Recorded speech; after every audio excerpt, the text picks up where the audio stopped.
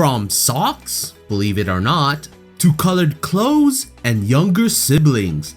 Hello, Magi here, and welcome back to another episode of Interesting Touhou Facts, the series where I talk about facts from Touhou that I find either fun, unusual, or simply interesting. So without further ado, let's begin the Interesting Touhou Facts number 52. Number 5. When you're playing 10 Desires and you're facing off against Kyoko, you may not have noticed it considering you'll be trying to dodge her bullets. She does do something that's pretty funny or adorable, depending on how you look at it. When Kyoko is ready to launch her next wave of attack, her sprite is animated to make a shouting motion. Her ears vibrate extremely fast, almost like a blur. Let me show ya.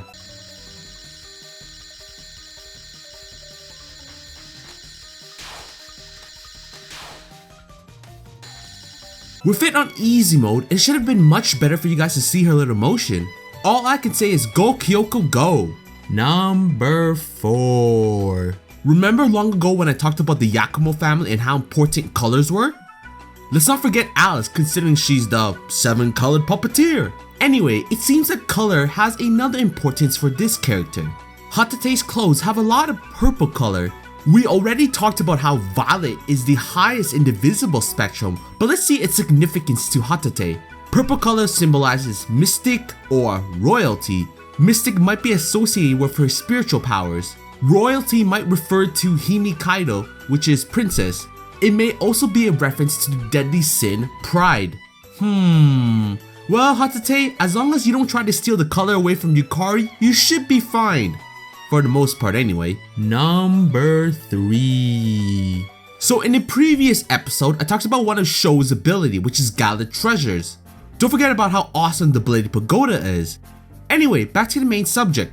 We know it's her ability, but ironically, she didn't gather any of the treasures needed to unseal Byakuren in UFO. This is where you were supposed to shine, Shou. No pun intended. Instead, Nazarene found the pagoda and the heroine found the fragments of flying storage. The only real reference to this ability is in her final spell card in Double Spoiler. So even though it's your ability, someone else had to do your one job. You disappoint me, Shou. Number 2. Let's switch it to Nue for a bit. Nue is maybe the first character Zune himself has drawn with thigh highs, and she seems to appeal to the Zettai Ryuki fans, referring to the area of bare skin between a skirt and thigh highs. You know, I got no comments on that. No bloody comments. There is a slight shadow of doubt over this since Suiko's sprite in Mountain of Faith clearly shows her wearing thigh highs while her drawn portrait shows her wearing socks long enough to be thigh highs but are slightly folded down to where her knees should be. Mystia also seems to be wearing stockings reaching above her knees in her drawn portrait in Imperishable Night. Remember back in the intro when I mentioned about socks? I was not joking there, clearly. Number 1. So in the intro, I mentioned about younger siblings. Right off the bat, I bet you were thinking about Flandre or Koishi, but nope.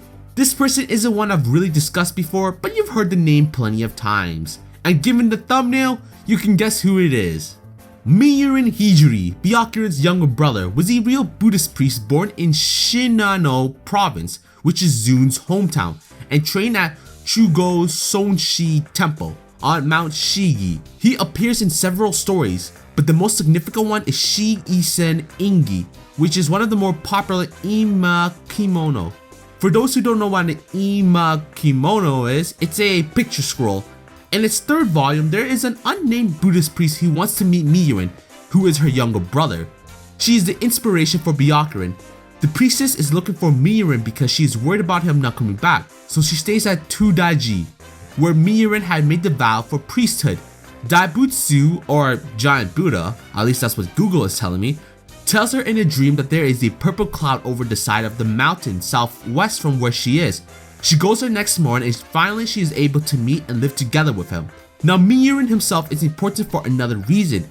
If it weren't for him, Byakuren wouldn't have become the person she is today. Were it not for Miurin's death, which in turn caused Byakuren to fear death, Byakuren wouldn't have gone out of her way to learn magic, even if that magic was black magic.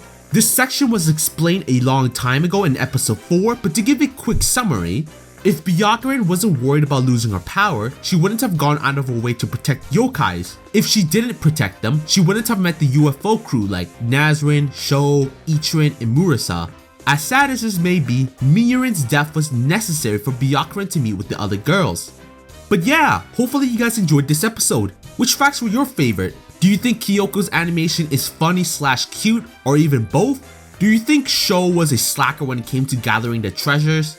Or how do you feel about Miurin and how his death was the trigger that set Byakuren in her path? If you guys enjoyed this episode, please give it a like and subscribe, or else Zune might give the girls longer socks. Sorry, I'm not too sure how to take that outro for this episode. Either way, this is Magi and thanks again for watching.